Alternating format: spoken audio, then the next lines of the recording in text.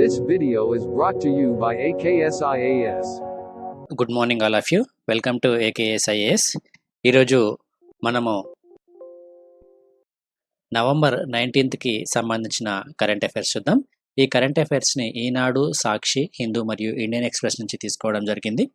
So ఈ current affairs మీకు ముఖ్యంగా యూపీఎస్సీ సివిల్ సర్వీస్ ఎగ్జామినేషన్స్కి ఉపయోగపడే విధంగా మరియు ఏపీపీఎస్సి మరియు టీఎస్పీఎస్సి గ్రూప్ 1, గ్రూప్ 2 ఎగ్జామ్స్కి, అదేవిధంగా ఇతర కాంపిటేటివ్ ఎగ్జామ్స్కి కూడా ఉపయోగపడే విధంగా ఈ కరెంట్ అఫైర్స్ని మీకు ఇక్కడ ఎక్స్ప్లెయిన్ చేయడం జరుగుతుంది. సో గ్రామీణ ప్రాంతంలో ఉన్న విద్యార్థులందరికీ, ముఖ్యంగా కాంపిటేటివ్ ఎగ్జామ్స్కి ఎవరైతే ప్రిపేర్ అవ్వాలనుకుంటున్నారో సో వారికి ఒక గైడెన్స్ను ఇవ్వాలి అన్న ఉద్దేశంతో AKSIAS డైరెక్టర్ MS శశాంక్ గారి ఆధ్వర్యంలో సో డైలీ మీకు ఈ యూట్యూబ్ ఛానల్ నుంచి రెగ్యులర్గా వీడియోస్ అప్లోడ్ చేయడం అనేది జరుగుతుంది. ముఖ్యంగా సో గ్రామీణ ప్రాంతంలో ఉన్న పేద విద్యార్థులందరికీ, అదేవిధంగా కొత్తగా కాంపిటేటివ్ ఎగ్జామ్స్ ఎవరైతే రాయాలి అనుకుంటున్నారో సో వారికి, సో గవర్నమెంట్ జాబ్ మీద ఆశతో ఎవరైతే విద్యార్థులు సో గవర్నమెంట్ జాబ్ను ఖచ్చితంగా సాధించాలి అని అనుకుంటున్న విద్యార్థులందరికీ సో AKSIAS నుంచి మీకు రెగ్యులర్గా ఈ కరెంట్ అఫైర్స్ వీడియోస్తో పాటు సో మిగతా సబ్జెక్ట్ రిలేటెడ్ అంశాలను కూడా రెగ్యులర్గా మీకు యూట్యూబ్ ఛానల్లో అప్లోడ్ చేయడం అనేది జరుగుతుంది. కాబట్టి సో ఈ అవకాశం ఏదైతే ఉందో సో దీన్ని మీరు సో ఉపయోగపరచుకుంటారని నేను ఆశిస్తున్నాను.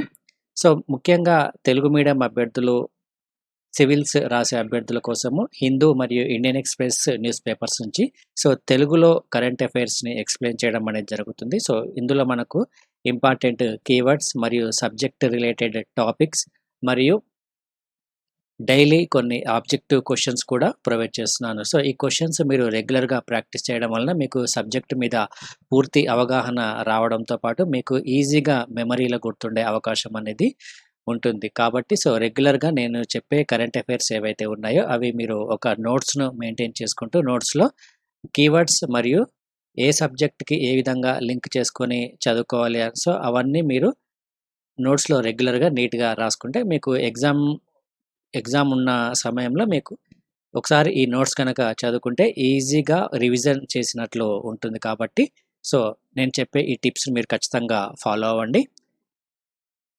సో ఇక AKSIAS అందించే ఈ కరెంట్ అఫైర్స్లో భాగంగా నిన్న ఇచ్చిన క్వశ్చన్స్ ఏవైతే ఉన్నాయో ఆ క్వశ్చన్స్కి నేను ఫస్ట్ ఆన్సర్స్ ఎక్స్ప్లెయిన్ చేస్తాను. ఫస్ట్ క్వశ్చన్ ఒకసారి చూద్దాం. So what are the possible benefits of the vehicle scrapping policy?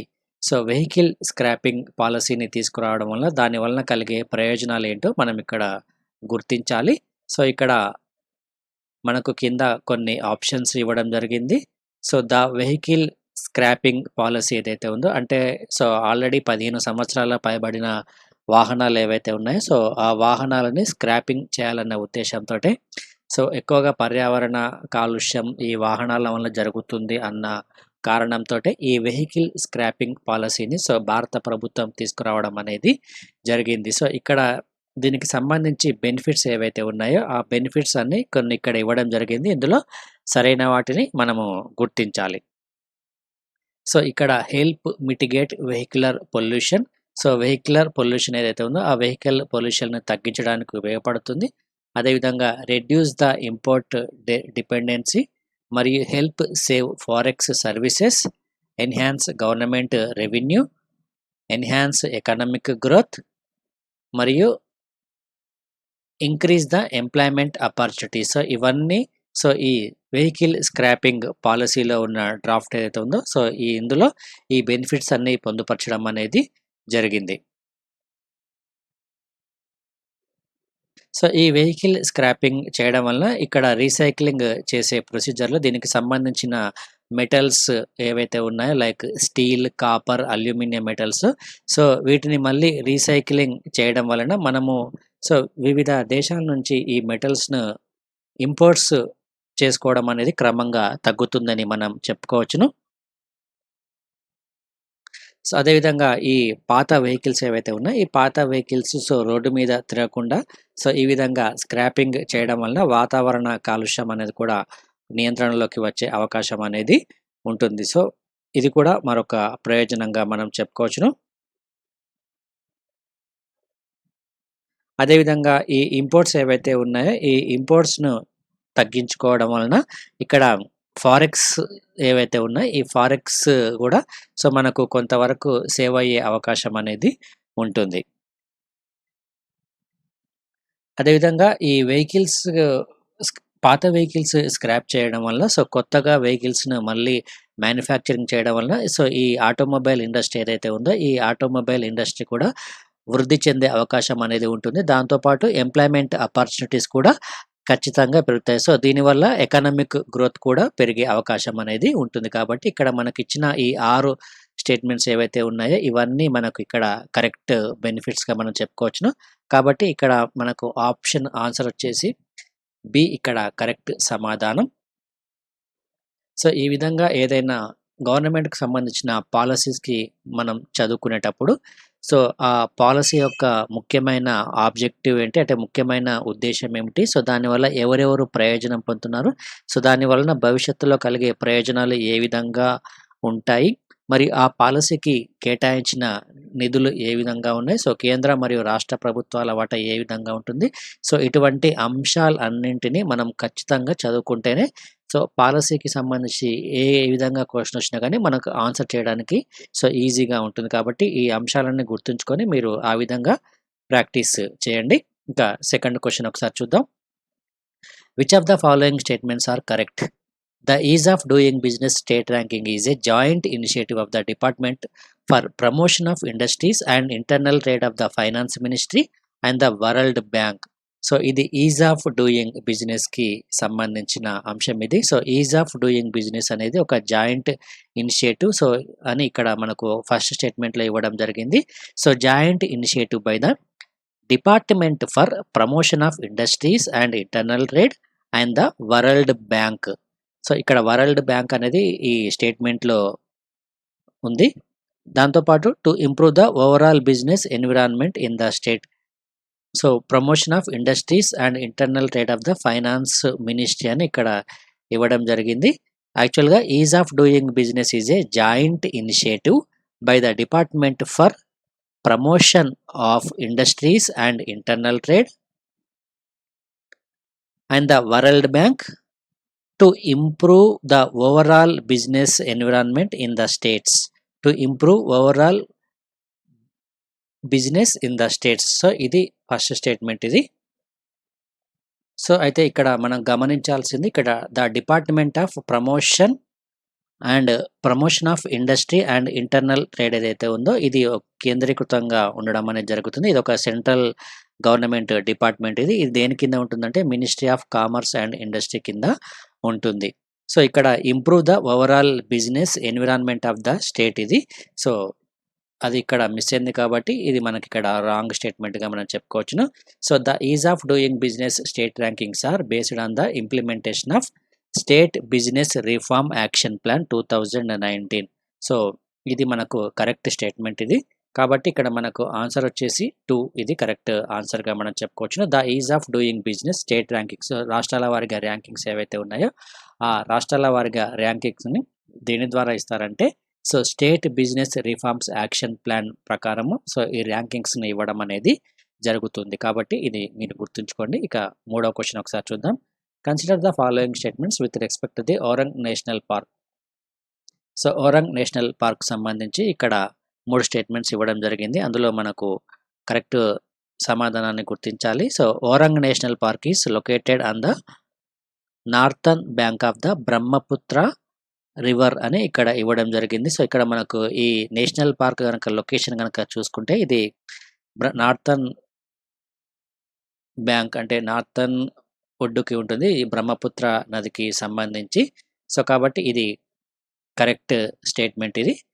Reverse Panchoi, Belsiri and Dhansiri border the park అని ఇక్కడ ఇవ్వడం జరిగింది. సో, ఈ పార్క్‌కి సంబంధించి సో, బార్డర్‌గా ఏ నదులు ఉన్నాయో వాటిని కూడా మనం ఇక్కడ గుర్తించాలి. సో, ఇక్కడ పంచోయి రివర్, బెల్సిరి రివర్ అండ్ ధన్సిరి రివర్ ఈ 3 ఏవైతే ఉన్నాయో ఈ 3 ఈ పార్క్‌కి బార్డర్‌గా ఉండడం మనం ఇక్కడ గమనించవచ్చు కాబట్టి సో, ఇది కూడా correct statement. It has also been declared tiger reserve. So, దీన్ని 2016వ సంవత్సరంలో టైగర్ రిజర్వ్‌గా గుర్తించడం జరిగింది. కాబట్టి ఇది కూడా మనకు కరెక్ట్ స్టేట్మెంట్. సో, దీన్ని ఎప్పుడు అంటే 2016వ సంవత్సరంలో ఒక టైగర్ రిజర్వ్‌గా గుర్తించడం జరిగింది. కాబట్టి మనకిక్కడ ఈ స్టేట్మెంట్ ప్రకారం చూసుకుంటే 1, 2, 3 డి కరెక్ట్ సమాధానం ఇక్కడ. సో, ఇది మనకు నిన్న ఇచ్చిన క్వెషన్స్ ఏవైతే ఉన్నాయో ఆ క్వెషన్స్‌కి ఆన్సర్స్.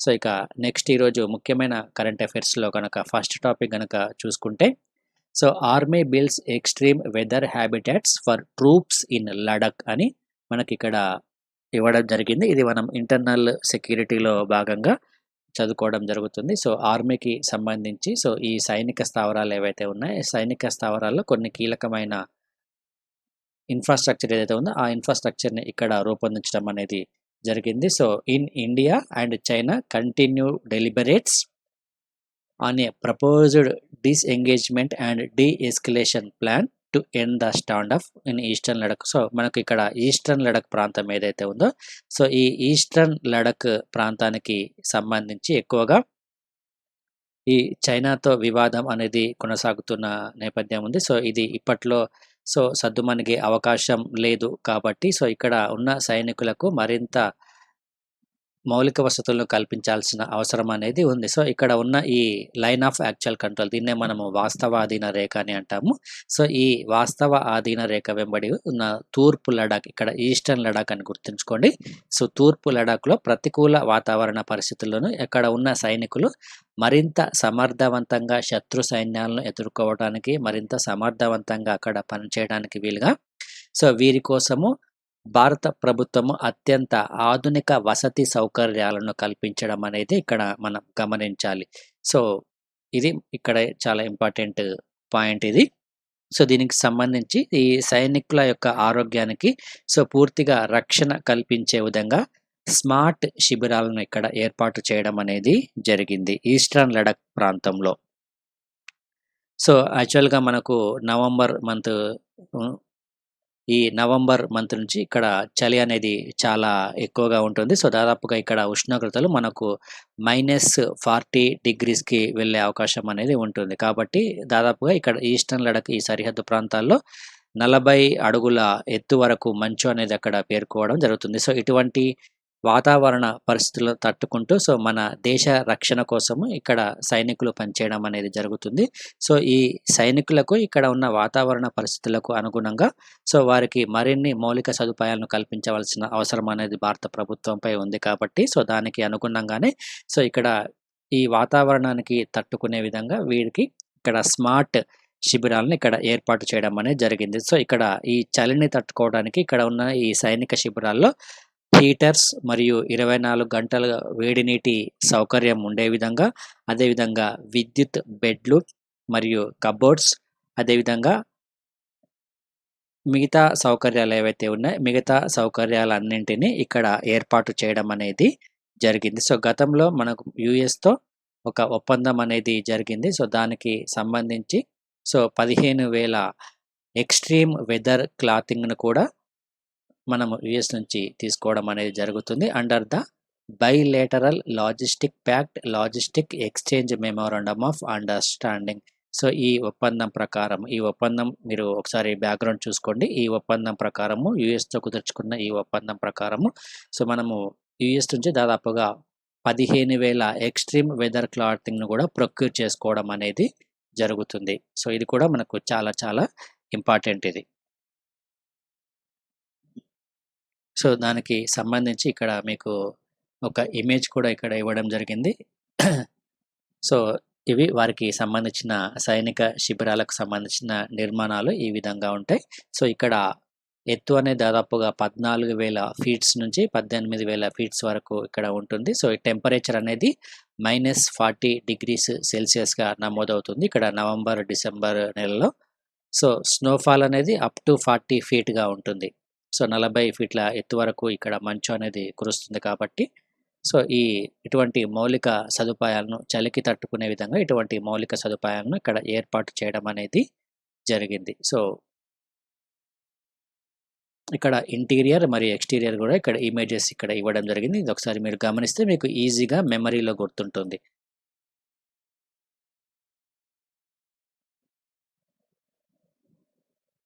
ఇక నెక్స్ట్ టాపిక్ ఒకసారి చూసుకుంటే finance panel for PPPs on health infra అనే ఒక అంశం మనకి ఇక్కడ ఇవ్వడం జరిగింది.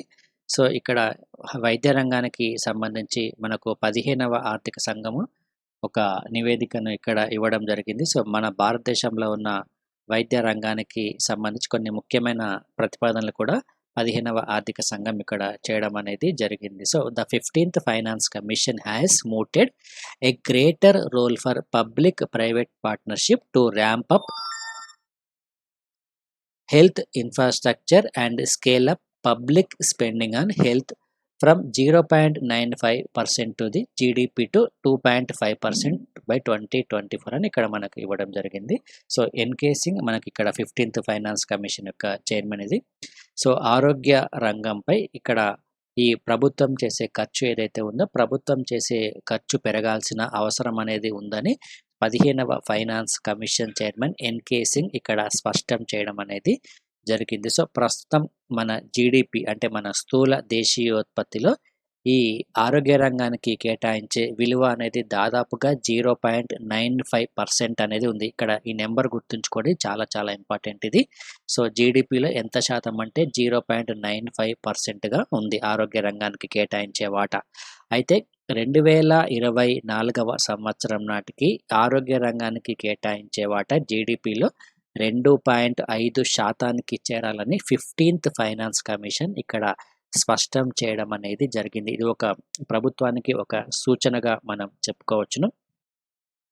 అదేవిధంగా మన దేశంలో ఈ ఆరోగ్య రంగానికి సంబంధించి మౌలిక సదుపాయాల కల్పన మరియు ఆరోగ్య రంగానికి సంబంధించి సో వివిధ ఎక్విప్మెంట్ ఏదైతే ఉందో ఆ ఎక్విప్మెంట్ అనేది చాలా తక్కువగా ఉందని కూడా ఇక్కడ 15th ఫైనాన్స్ కమిషన్ తన యొక్క నివేదికలో పేర్కొనడం అనేది జరిగింది. So while public outlets should focus on primary health care at the panchayat and municipality level, private players should be relied on for specialty health care అని ఇక్కడ ఇవ్వడం జరిగింది. అంటే ఇక్కడ మనకు పబ్లిక్ ప్రైవేట్ పార్ట్నర్షిప్లో ఈ ఆరోగ్య రంగము మరింతగా మెరుగుపడే అవకాశం ఉందని ఈ 15th ఫైనాన్స్ కమిషన్ ఇక్కడ చెప్పడం జరుగుతుంది.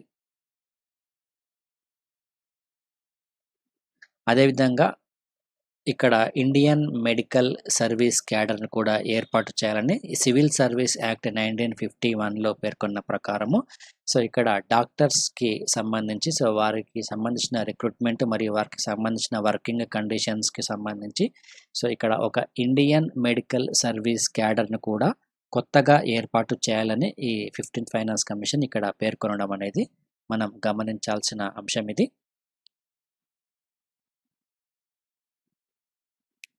అదేవిధంగా ఎంబీబీఎస్ కోర్స్ ఏదైతే ఉందో ఈ ఎంబీబీఎస్ కోర్స్కి సంబంధించి ఈ కోర్స్ పరిధిని పెంచడము మరియు దానికి సంబంధించి రెగ్యులేటర్ అంటే నియంత్రణ మార్పులను కూడా పరిశీలనలోకి తీసుకోవాలని కూడా so 15th finance commission chairman ఇక్కడ వెల్లడించడం జరిగింది. సో ఇక్కడ మనకు ముఖ్యంగా ఇక్కడ హైలైట్ అవ్వాల్సిన అంశాలు పబ్లిక్ ప్రైవేట్ పార్ట్నర్షిప్ జీడిపి అదొకటి మరియు జీడిపిలో ఆరోగ్య రంగానికి ఎంత మేరకు ఇది కేటాయించారో అనేది మనం ఇక్కడ గుర్తుంచుకోవాలి. సో అదేవిధంగా ఆల్ ఇండియా మెడికల్ సర్వీసెస్ ప్రస్తావన కూడా ఇక్కడ ఏర్పాటు చేయడం అనేది జరిగింది. సో 1951 సివిల్ సర్వీస్ యాక్ట్లో పేర్కొన్న ప్రకారము ఆల్ ఇండియా మెడికల్ సర్వీసెస్ని కూడా ఏర్పాటు చేయనున్నారు. సో కాబట్టి సో ఇది మనకు 1951లో చట్టం చేసినప్పటికీ ఇప్పటి వరకు ఇటువంటి సర్వీస్ అనేది ఏర్పాటు చేయలేదు. ఇది గుర్తుంచుకోండి ఇక్కడ.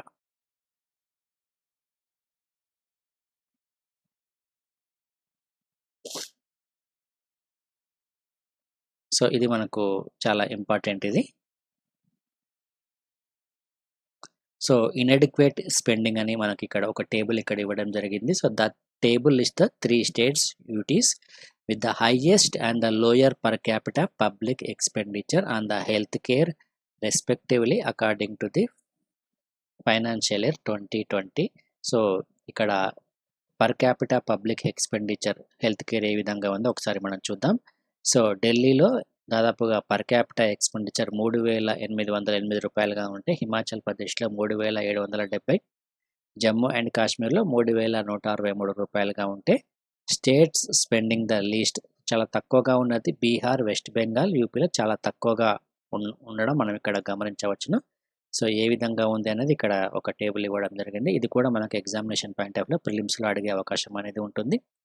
దాంతోపాటు దీన్ని మనం మెయిన్స్‌లో కూడా ఆరోగ్య రంగానికి సంబంధించి ఎటువంటి క్వెషన్ అడిగినా కానీ సో ఇటువంటి ఎగ్జాంపుల్స్ కూడా రాస్తే మనకు మంచిగా మార్క్స్ పడే అవకాశం అనేది ఉంటుంది. దాంతోపాటు మనకు మెయిన్స్ ఎగ్జామ్‌లో ఆన్సర్ రాసేటప్పుడు 15th ఫైనాన్స్ కమిషన్ చేసిన సూచనలు ఏవైతే ఉన్నాయో ఆ సూచనలను కూడా మనం మెయిన్స్‌లో రాస్తే సో మనకు బెటర్ స్కోర్ వచ్చే అవకాశం ఉంటుంది. కాబట్టి ఇది కూడా మీరు నోట్ డౌన్ చేసుకొని పెట్టుకోండి. ఈ ప్రతి పాయింట్ నోట్ డౌన్ చేసుకొని పెట్టుకోండి. ఇక నెక్స్ట్ టాపిక్ గనక చూసుకుంటే vaccine trial showed 95% success. So ఇది ఫైజర్ వ్యాక్సిన్‌కి సంబంధించిన అంశం ఇది. సో ఇక్కడ ఈ ఫైజర్ వ్యాక్సిన్ ఏదైతే ఉందో ఈ ఫైజర్ వ్యాక్సిన్‌కి సంబంధించి దాదాపుగా 3 ప్రయోగాలు అంటే క్లినికల్ ట్రయల్ అనేవి సో కంప్లీట్‌గా పూర్తవ్వడం అనేది జరిగింది. సో దీనికి సంబంధించి సో ఫైజర్ బయోఎన్‌టెక్ కంపెనీ ఇక్కడ ఒక ప్రకటన చేయడం అనేది జరిగింది. సో దీన్ని 3 దశల్లో ప్రయోగించిన తర్వాత దీని యొక్క సామర్థ్యం అనేది దాదాపుగా 95% వరకు ఉందని, సక్సెస్ రేటు 95%గా ఉందని ఇక్కడ ఈ కంపెనీ చెప్పడం అనేది జరిగింది. దాదాపుగా 65 సంవత్సరాల పైబడిన వారికి కూడా ఈ వ్యాక్సిన్ ఇవ్వడం వలన సత్ఫలితాలు వచ్చాయని కూడా ఈ కంపెనీ ఇక్కడ చెప్పడం అనేది జరిగింది. సో ఇక్కడ అమెరికన్ మరియు జర్మనీలకు చెందిన ఈ కంపెనీలు ఏవైతే ఉన్నాయో Pfizer and German partners BioNTech ఈ కంపెనీలు సో ఎంఆర్ఎన్ఏ ఆధారంగా సో BNT162b2 అనే వ్యాక్సిన్‌ను రూపొందించడం అనేది జరిగింది. ఈ వ్యాక్సిన్ పేరు ఒకసారి నోట్ డౌన్ చేసుకోండి. BNT162b2 అనే వ్యాక్సిన్. ఇది గుర్తుంచుకోండి. చాలా చాలా ఇంపార్టెంట్ ఇది. సో ఇంతవరకు జరిగిన అన్ని రకాల పరీక్షల్లోనూ ఇది తన యొక్క ప్రమాణాలను ఇక్కడ నిరూపించుకోవడం అనేది జరిగింది. So Pfizer vaccine.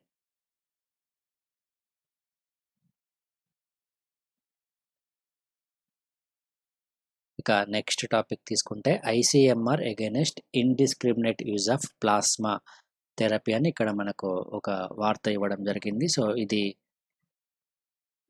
మనకు ఎగ్జామినేషన్ పాయింట్ ఆఫ్ వ్యూలో చాలా చాలా ఇంపార్టెంట్. సో మన ప్లాస్మా థెరపీకి సంబంధించి చాలా ఇంపార్టెంట్ ఇష్యూ ఇది. సో ఇది ప్లాస్మా థెరపీకి సంబంధించి so Indian council of medical research so భారత వైద్య పరిశోధన మండలి సో ఒక కీలకమైన ప్రకటన ఇక్కడ చేయడం అనేది జరిగింది. సో ప్రస్తుతం భారతదేశంలో కోవిడ్ వైరస్ కేసులు క్రమంగా పెరుగుతున్న నేపథ్యంలో సో ఇక్కడ దీనిని అదుపులోకి తెచ్చేందుకు ఇటీవల ఈ ప్లాస్మా చికిత్సను కూడా అందుబాటులోకి తీసుకురావడం అనేది జరిగింది. అయితే ఈ ప్లాస్మా చికిత్స అనేది మరణాల రేటును కొంత మేరకు అదుపులోకి తెచ్చినప్పటికీ సో ప్రస్తుతం సో ఒక కీలకమైన ప్రకటన ఇక్కడ చేయడం అనేది జరిగింది. ఈ ప్లాస్మా చికిత్సకు సంబంధించి ఇక్కడ ఈ COVID-19 యొక్క వ్యాధి తీవ్రత లేదా మరణాలపై సో ప్లాస్మా అనేది ఏ విధమైన ప్రభావము చూపడం లేదని సో ICMR ఇక్కడ స్పష్టం చేయడం అనేది జరిగింది. సో ఇక్కడ ఈ చికిత్సను తీసుకున్న మరియు తీసుకోని వారిలో ఎటువంటి తేడా అనేది కూడా ఇక్కడ కనిపించలేదు. అదేవిధంగా ఇక్కడ కోవిడ్ బాధితులు ఎవరైతే ఉంటారో సో వారికి ఇక్కడ సో విచక్షణ రహితంగా ఈ ప్లాస్మా చికిత్సను అందించడం మంచిది కాదు అని కూడా ఇక్కడ సూచించడం అనేది జరిగింది. సో దీనికి సంబంధించి ICMR ఒక సర్వేని ఇక్కడ నిర్వహించడం అనేది జరిగింది. సో ఈ సర్వే వచ్చేసి multi centre randomised control trial అనే ఒక సర్వేని ఇక్కడ నిర్వహించడం అనేది జరిగింది. ఈ సర్వే సో భారతదేశ వ్యాప్తంగా ఉన్న వివిధ ప్రభుత్వ మరియు ప్రైవేట్ ఆసుపత్రుల్లో ఈ ప్లాస్మా చికిత్సకు సంబంధించిన సర్వే ఇది. సో ఈ సర్వే వలన సో ఈ కోవిడ్ బారిన ఎవరైతే పడ్డారో సో వారిలో సో ఈ ప్లాస్మా చికిత్సకు సంబంధించి మరియు సాధారణ చికిత్సకు సంబంధించిన గల తేడాలను ఇక్కడ వీరు వివరించడం అనేది జరిగింది. సో ఈ కరోనా వైరస్ ఎవరికైతే వచ్చిందో వారికి ఈ ప్లాస్మా చికిత్స ద్వారా సో ఎటువంటి ప్రయోజనం కూడా లేదని కూడా ఇక్కడ ICMR స్పష్టం చేయడం అనేది జరిగింది. సో ఇది జస్ట్ మనం గుర్తుంచుకోవాలి ఇది. సో ఇక నెక్స్ట్ టాపిక్ వచ్చేసి గోవుల సంరక్షణకు ఒక ప్రత్యేక క్యాబినెట్ను నియమించినట్లు మధ్యప్రదేశ్ రాష్ట్ర ప్రభుత్వం ఇక్కడ తెలపడం జరిగింది. సో సో గోవులను కాపాడమే లక్ష్యంగా సో మధ్యప్రదేశ్లోని ప్రభుత్వము ఒక కీలకమైన నిర్ణయం తీసుకోవడం జరిగింది. సో దీనికోసము కొందరు మంత్రులతో ఒక ప్రత్యేకమైన బృందాన్ని కూడా ఏర్పాటు చేయనున్నట్లు ప్రకటించడం అనేది జరిగింది. సో వివిధ శాఖలకు సంబంధించి ఆ శాఖల సమన్వయంతో ఈ క్యాబినెట్ పనిచేసే అవకాశం అనేది ఉంటుంది. సో ఇక్కడ మనకు ప్రిలిమ్స్‌లో ఏ విధంగా అడుగుతారంటే సో ఇటీవల గోవుల సంరక్షణ కోసము ప్రత్యేక క్యాబినెట్‌ను ప్రకటించిన రాష్ట్రం ఏది అని మనకు ఎగ్జామ్‌లో అడిగే అవకాశం ఉంటుంది. కాబట్టి ఆ పాయింట్ ఆఫ్ వ్యూలో మనం ఇక్కడ చదువుకోవాలి. సో మధ్యప్రదేశ్ ఇక్కడ గుర్తుంచుకోవాల్సింది. ఇక నెక్స్ట్ శ్రీలంక మహిళా పైలట్ల యొక్క సరికొత్త చరిత్ర. శ్రీలంక వైమానిక దళ చరిత్రలోనే తొలిసారిగా ఇక్కడ ఇద్దరు మహిళా పైలట్లను నియమించడంపై సో భారత్ ఇక్కడ అభినందనలు తెలపడం అనేది జరిగింది. సో మనకి ఇక్కడ హైదరాబాద్లో ఉన్న ఇండియన్ ఎయిర్ ఫోర్స్ అకాడమీలో ఇక్కడ శిక్షణ తీసుకున్న గుణరత్నే మరియు ఆర్‌టి వీరవరదేన అనే మహిళా పైలట్లు ఇక్కడ శ్రీలంక వైమానిక దళ విధుల్లో చేరడం అనేది జరిగింది. ఇక్కడ ఈ నేమ్స్ కూడా గుర్తుంచుకోండి. ఈ నేమ్స్ కూడా మనకు ఎగ్జామ్‌లో అప్పుడప్పుడు అడిగే అవకాశం అనేది ఉంటుంది. సో కాబట్టి ఈ నేమ్స్ కూడా అదేవిధంగా ఏ దేశానికంటే శ్రీలంక వైమానిక దళానికి చెందిన విధుల్లో ఇక్కడ చేరడం అనేది జరిగింది.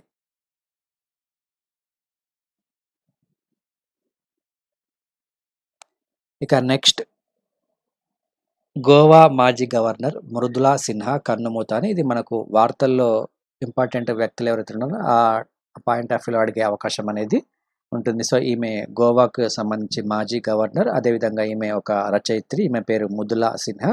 సో ఈమె మరణించడం అనేది జరిగింది. సో ఆమె ఏ రాష్ట్రానికి అంటే గోవా గవర్నర్గా 2014వ సంవత్సరంలో నియమించడం అనేది జరిగింది.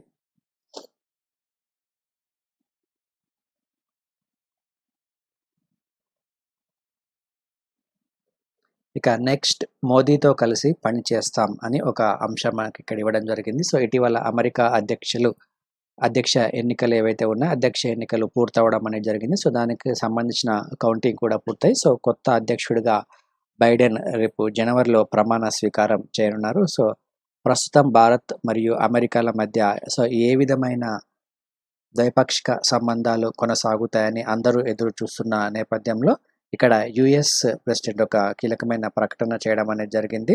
అదేవిధంగా ఈ బైడెన్‌కి సంబంధించిన క్యాబినెట్ ఏదైతే ఉందో ఇక్కడ ఈ క్యాబినెట్‌లో ఇండియన్స్‌కి కూడా ఒక స్థానాన్ని కేటాయించడం అనేది జరిగింది. సో దీన్ని బట్టి మనం ఇమాజిన్ చేసుకోవచ్చు. సో భవిష్యత్తులో భారత్ మరియు అమెరికాల మధ్య ఎటువంటి సంబంధాలు కొనసాగుతాయని. సో అదేవిధంగా అంతర్జాతీయ సవాళ్ళు ఏవైతే ఉన్నాయో ఉగ్రవాదము మరియు కరోనా వైరస్‌కి సంబంధించి దాన్ని తగ్గించడము, అదేవిధంగా సో ఇండియా పసిఫిక్ ఓషన్ రీజియన్‌కి సంబంధించి సో దక్షిణ చైనా సముద్రానికి సంబంధించి అక్కడ చైనా యొక్క ఆధిపత్యాన్ని తగ్గించడంలో మరియు భారత రక్షణ రంగానికి సంబంధించి ఎగుమతులు మరియు దిగుమతులపై ప్రభావము, ఇరాన్ ఆంక్షలు మరియు పారిస్ వాతావరణ ఒప్పందము. సో ఇటువంటి వివిధ రకాల ఒప్పందాలపై సో భవిష్యత్తులో సో అమెరికా నూతన అధ్యక్షుడు ఎటువంటి నిర్ణయాలు తీసుకుంటాడో మనం వేచి చూడాలి. అయితే ఇక్కడ మనకు ముఖ్యంగా గుర్తుంచుకోవాల్సింది ఇరాన్ అణు ఒప్పందం. ఇరాన్పై విధించిన అణు ఆంక్షలు ఏవైతే ఉన్నాయో ఆ ఆంక్షలపై సో బైడెన్ కొంత మేరకు సో భారత్‌కు సహకరించే అవకాశం అనేది ఉంటుందని మనం ఇక్కడ గమనించవచ్చును. ఎందుకంటే సో మనం ఎక్కువగా ఇరాన్ నుంచి చమురును దిగుమతి చేసుకుంటున్న నేపథ్యంలో గతంలో అమెరికా అధ్యక్షుడు ట్రంప్ ఇరాన్పై అనేక ఆంక్షలను విధించడం అనేది జరిగింది. సో అటువంటి ఆంక్షలను విధించిన నేపథ్యంలో సో భారత్ ఇరాన్ నుంచి కాకుండా వేరే దేశాల నుంచి చమురును దిగుమతి చేసుకోవడం వలన మనకు ఈ విదేశీ మారక ద్రవ్యం ఏదైతే ఉందో ఇది ఎక్కువగా విదేశీ చెల్లింపుల శేషం అనేది ఎక్కువగా పెరిగే అవకాశం ఉంటుంది. అదేవిధంగా భారత్‌పై ఆర్థికంగా భారం పడే అవకాశం ఉంది కాబట్టి గతంలో సో ఈ ఇరాన్‌పై ఆంక్షలను కొంత మేరకు సడలించే అవకాశం అనేది ఉంటుందని మనం ఇక్కడ ఎక్స్‌పెక్ట్ చేయవచ్చు. అదేవిధంగా ఆయన క్యాబినెట్‌కి సంబంధించి సో ప్రముఖ ఇండో అమెరికన్‌లైన వివేక్ మూర్తి మరియు అరుణ్ మజుందార్‌కు వీరిద్దరికీ క్యాబినెట్‌లో చోటు దక్కే అవకాశం అనేది ఉంటుంది. ఇది ఇంకా ఫైనలైజ్ అవ్వలేదు. ఒకసారి ఫైనలైజ్ అయిన తర్వాత మనం ఈ నేమ్స్ ఒకసారి మనకు ఎగ్జామ్‌లో అడిగే అవకాశం అనేది ఉంటుంది. ఇక నెక్స్ట్ టాపిక్ తీసుకుంటే ల్యాప్టాప్స్ మరియు ట్యాబ్లెట్స్ హబ్గా భారతదేశం. సో ల్యాప్టాప్స్ మరియు ఈ ట్యాబ్లెట్ పీసీస్ ఏవైతే ఉన్నాయో సో వీటిని తయారు చేయడానికి సో భారత్ ఒక తయారీ కేంద్రంగా అవకాశం అనేది ఉంటుంది. సో వచ్చే 5 సంవత్సరాలలో 2025వ నాటికి 7.5 లక్షల కోట్లకు ఈ వాణిజ్యం చేరే అవకాశం ఉంటుందని ఇండియన్ సెల్యులార్ ఎలక్ట్రానిక్స్ అసోసియేషన్ ఇక్కడ వెల్లడించడం జరిగింది. సో మనకు ఈ లాక్డౌన్ ఏర్పడిన తర్వాత ప్రతిదీ ఆన్లైన్ అయిన నేపథ్యంలో ఈ ల్యాప్టాప్స్ మరియు ట్యాబ్లెట్స్కి భారీగా డిమాండ్ అనేది నెలకొంది. అదేవిధంగా ఆన్లైన్ ఎడ్యుకేషన్కి కూడా ఎక్కువగా డిపెండ్ అవుతున్న నేపథ్యంలో సో వీటిని మరింతగా ఉత్పత్తి చేయాల్సిన అవసరం అనేది ఉంటుంది. కాబట్టి సో వచ్చే 5 సంవత్సరాల్లో ఈ ఎలక్ట్రానిక్స్ పరిశ్రమ ఏదైతే ఉందో ఈ ఎలక్ట్రానిక్స్ పరిశ్రమ మరింతగా పుంజుకునే అవకాశం అనేది ఉంటుంది. సో దీని యొక్క విలువ అనేది 2025వ సంవత్సరం నాటికి దాదాపుగా 7.5 లక్షల కోట్లకు చేరుకునే అవకాశం అనేది ఉంటుంది. సో ప్రపంచ వ్యాప్తంగా గనక చూసుకుంటే ఈ ల్యాప్టాప్స్ మరియు ఈ ట్యాబ్లెట్స్ తయారీ పరిశ్రమలో భారతదేశం యొక్క వాటా వచ్చేసి 1% ఉంది. సో ఈ 1% నుంచి భవిష్యత్తులో ఇది 26%కి చేరే అవకాశం అనేది ఉంటుంది. మరియు కొత్తగా 5 లక్షల నూతన ఉద్యోగాలు కూడా కల్పించే అవకాశం అనేది ఉంటుంది. సో దీనివలన భారత్కు దాదాపుగా 5.62 లక్షల కోట్ల మేరకు విదేశీ మారక ద్రవ్యం కూడా వచ్చే ఛాన్స్ ఉంది. కాబట్టి సో ఈ ఎలక్ట్రానిక్స్ పరిశ్రమ ఏదైతే ఉందో ఎలక్ట్రానిక్స్ పరిశ్రమ మరింతగా భారత్లో విస్తరించవచ్చు.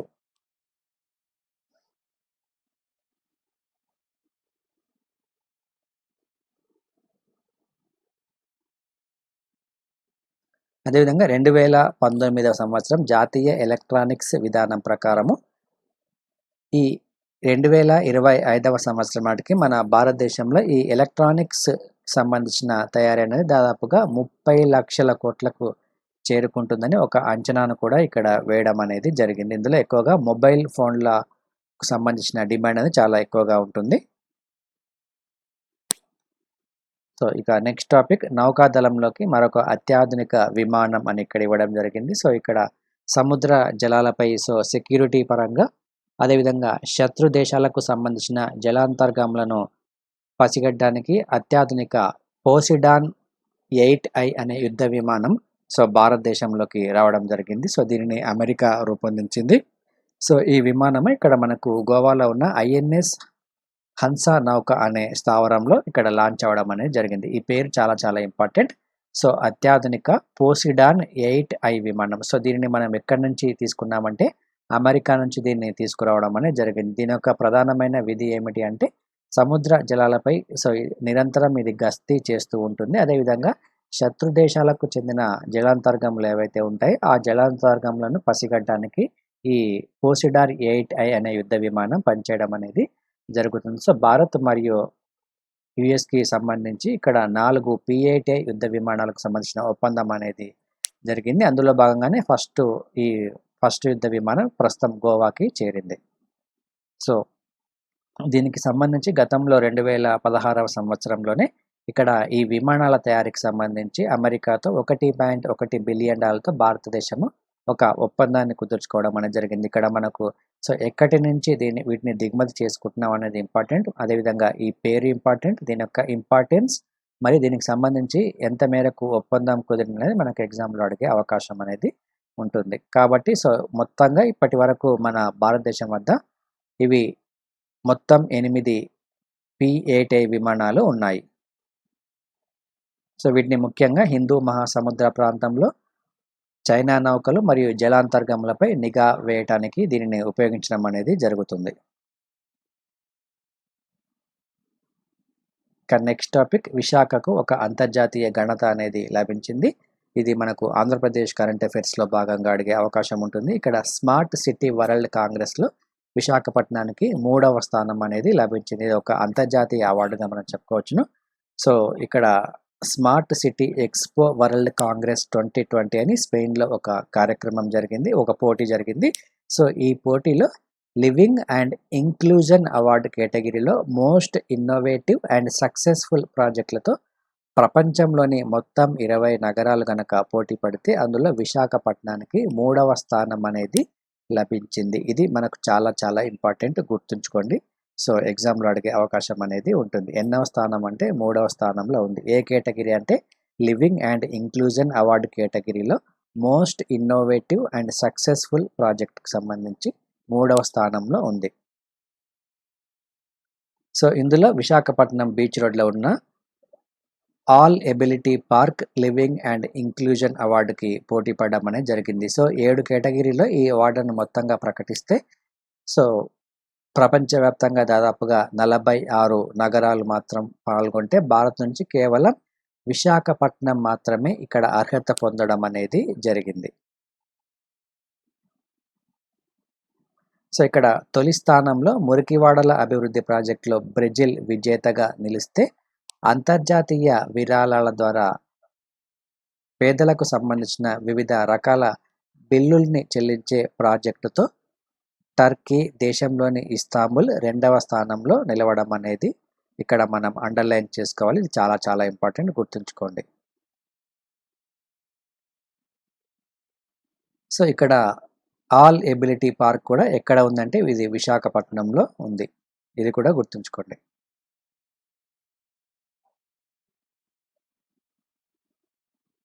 నెక్స్ట్ వచ్చేసి ₹1 టిడ్కో ఇల్లు అని ఇక్కడ మనకి ఇవ్వడం జరిగింది. So Andhra Pradesh township and infrastructure development corporation లిమిటెడ్కి సంబంధించి సో ఇక్కడ ఇల్లులు ఏవైతే ఉన్నాయో సో దీనిని కేవలం ₹1 చెల్లించడం ద్వారా సో పేదలు ఎవరైతే ఉన్నారో సో వారందరికీ ఇళ్ల స్థలాల పంపిణీని ఏర్పాటు చేయనున్నట్లు, అదేవిధంగా ఇళ్ల నిర్మాణాలపై తీసుకున్న సమీక్షల భాగంగా ఈ నిర్ణయం అనేది తీసుకోవడం అనేది జరిగింది. ఇక్కడ టిడ్కో ఏపీ టిడ్కో అంటే Andhra Pradesh township and infrastructure development corporation limited అని గుర్తుంచుకోండి. సో దీని ద్వారా దాదాపుగా రాష్ట్ర వ్యాప్తంగా 2,62,000 ఇళ్లను నిర్మించడం అనేది జరుగుతుంది.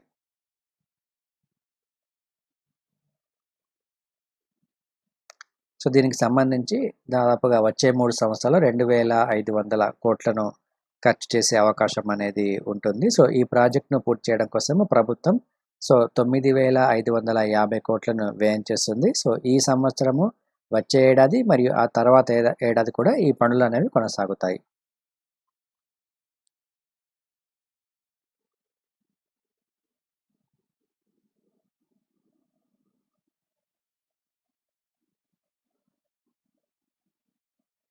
ఇక నెక్స్ట్ వచ్చేసి ఇది స్వచ్ఛ భారత్ కోసము ప్రజా ఉద్యమం అని ఒక ఆర్టికల్ ఇక్కడ ఇవ్వడం జరిగింది. ఇది మనము పర్యావరణంలో భాగంగా సో మనం ఇక్కడ చదువుకోవడం అనేది జరుగుతుంది. సో మన భారతదేశంలో పరిశుభ్రత అనేది చాలా చాలా ఇంపార్టెంట్. దీనికి సంబంధించి స్వచ్ఛ భారత్ అనే కార్యక్రమాన్ని కేంద్ర ప్రభుత్వం రూపొందించింది. సో దీనికి సంబంధించి ప్రజల యొక్క భాగస్వామ్యం అనేది చాలా ఎక్కువగా ఉండాలని ఈ ఆర్టికల్ యొక్క ప్రధానమైన ఉద్దేశము.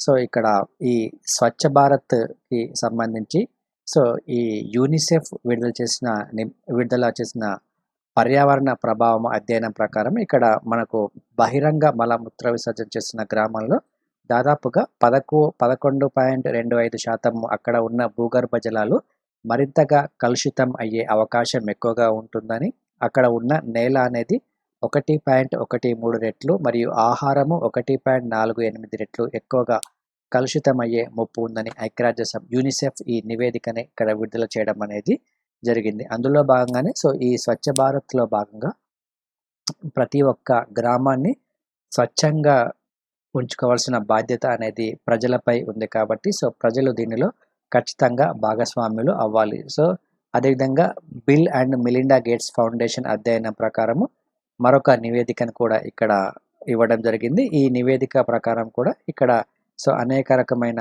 కాలుష్యం అనేది ఏర్పడుతుందని ఇక్కడ చెప్పడం అనేది జరిగింది. సో ఇక్కడ ఈ ప్రజలు ఎవరైతే ఉన్నారో ఈ ప్రజలే సో ఇక్కడ ఉన్న పారిశుద్ధ్య అవసరాలను గుర్తించి అక్కడ తగిన సమాచారాన్ని ఆ గ్రామాల వారీగా రూపొందించుకొని అక్కడ తగిన కార్యక్రమాలను సంపూర్ణ పారిశుద్ధ్య ఉద్యమాన్ని కూడా చేపట్టాల్సిన అవసరం ఉందని 1999లో దీన్ని ప్రారంభించడం అనేది జరిగింది. సో కేంద్ర గ్రామీణ పారిశుద్ధ్య కార్యక్రమాన్ని 1986లో ప్రారంభించడం జరిగింది. అదేవిధంగా సంపూర్ణ పారిశుద్ధ్య ఉద్యమాన్ని 1999లో ప్రారంభించారు. సో ఇది ఈ ఆర్టికల్ యొక్క ప్రధానమైన ఉద్దేశము. సో ఇది ఒకసారి మీరు బ్రీఫ్గా చదువుకోండి. సో ఇందులో కొన్ని ముఖ్యమైన ఇంపార్టెంట్ పాయింట్స్ ఏవైతే ఉన్నాయో అవన్నీ మీరు ఒక దగ్గర నోట్ డౌన్ చేసుకొని పెట్టుకోండి. ఇది మనకు మెయిన్స్లో ఈజీగా సో రాసుకోవడానికి అవకాశం అనేది ఉంటుంది. కాబట్టి ఈ పాయింట్స్ చాలా చాలా ఇంపార్టెంట్. ఇక సెకండ్ టాపిక్ చూసుకుంటే కాలుష్యానికి సంబంధించిన టాపిక్ ఇది. సో ఇటీవల ఢిల్లీలో వాతావరణ కాలుష్యం అనేది చాలా ఎక్కువగా ఉంది. సో ముఖ్యంగా ఈ నవంబర్, డిసెంబర్, జనవరి ఈ నెలలో వాయు కాలుష్యం చాలా ఎక్కువగా పెరుగుతుంది ఇక్కడ. సో దానికి సంబంధించి కాలుష్య పరిస్థితి ఏ విధంగా ఉంది అనేది ఇక్కడ ఒక ఆర్టికల్ ఇవ్వడం అనేది జరిగింది. ముఖ్యంగా మనకు ఈ ఢిల్లీ చుట్టుపక్కల ఉన్న రాష్ట్రాలు ఏవైతే ఉన్నాయో ఆ రాష్ట్రాలు ఎక్కువగా ఈ పంటలను తగలబెట్టడం వల్ల, సో ఆ పంటలను తగలబెట్టడం వల్ల ఏర్పడిన పొగ వలన ఢిల్లీ పరిసర ప్రాంతాల్లో, ఢిల్లీ ఎన్సీఆర్ ప్రాంతం ఏదైతే ఉందో ఆ ఢిల్లీ ఎన్సీఆర్ ప్రాంతంలో కూడా సో ఈ కాలుష్యం అనేది చాలా ఎక్కువగా ఉంటుంది అని మనం ఆల్రెడీ గతంలో చెప్పుకున్నాం. సో అది కాకుండా సో దీపావళి అనంతరం కూడా ఇక్కడ గాలిలో ఉన్న ఈ PM 2.5 సాంద్రత అనేది కూడా సో కొంత మేరకు పెరిగినట్లు కూడా ఒక నివేదిక ఇక్కడ తెలపడం అనేది జరిగింది. సో దానికి సంబంధించి ప్రభుత్వం అనేక రకమైన చర్యలను కూడా తీసుకుంది. సో అందులో భాగంగానే మనం ఇక్కడ ఈ ఆర్టికల్ని ఇక్కడ చదువుకోవాలి. సో ఇది ఈరోజు మనకు ముఖ్యంగా ఉన్న కరెంట్ అఫైర్స్. సో నెక్స్ట్ ఈరోజు క్వశ్చన్స్ కనుక చూసుకుంటే which of the following is India's largest butterfly. ఇక్కడ మనకు 4 ఆప్షన్స్ ఇవ్వడం జరిగింది. ఈ 4 కరెక్ట్ సమాధానం గుర్తించండి. ఇక సెకండ్ క్వశ్చన్ ఒకసారి చూద్దాం. Consider the following statements with respect to the Humayun dams. Humayun సమాధికి సంబంధించి ఇక్కడ ఈ క్రింది వాటిలో ఉన్న స్టేట్మెంట్స్ ఏవైతే ఉన్నాయో అందులో కరెక్ట్ సమాధానాన్ని గుర్తించండి. Humayun's Garden Tomb is an example of the Charbagh. It is the first garden tomb built in India. It is included in UNESCO's list of World Heritage Sites in India. So which of the following statements are correct అని ఇక్కడ ఇవ్వడం జరిగింది.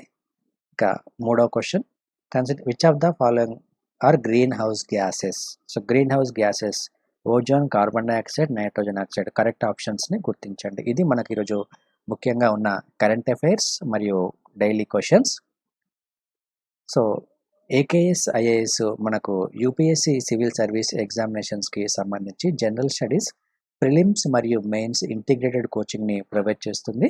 ఇది మనకు కంప్లీట్గా prelims అన్ని papers మరియు mains అన్ని జిఎస్ పేపర్స్కి కూడా కోచింగ్ అనేది ఢిల్లీ ఫ్యాకల్టీతో కండక్ట్ చేయడం అనేది జరుగుతుంది. సో అదేవిధంగా సివిల్ సర్వీస్ యాప్టిట్యూడ్ టెస్ట్ కూడా ప్రత్యేకంగా క్లాసెస్ ఉంటాయి.